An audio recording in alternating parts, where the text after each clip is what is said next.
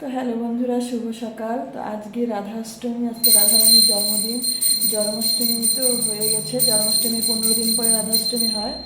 তো হয়তো কালকে অষ্টমী লাগছে, আজকে অষ্টমী কি মানে হয়তো 10টা, সাড়ে 9টা, 10টা পর্যন্ত আছে, আমি সঠিক জানি না। তো অষ্টমী ছেড়ে আবার নবমী লাগবে, তার মানে যেটা তাল নবমী বলে। তো আমার সকালে রাধারানীকে মানে পূজা দেওয়া হয়ে গেছে, গোবিন্দ পূজা দেওয়া হয়ে গেছে। তো আজকে রাধা অষ্টমীর ব্রত পালন করব। আমার পূজা সম্পূর্ণ কমপ্লিট হয়ে গেছে, এখন মা পুজো করছে। তো সবাইকে রাধারানীর জন্মদিনের শুভেচ্ছা। আশা করি রাধারানীর কৃপা সবাই আমরা মানে ভালো থাকবো, তোমরা সবাই ভালো থাকবে।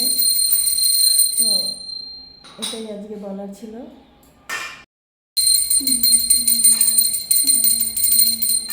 তো সকালে পুজো, ফুলের মালা টালা সব দিয়ে কমপ্লিট হয়ে গেছে।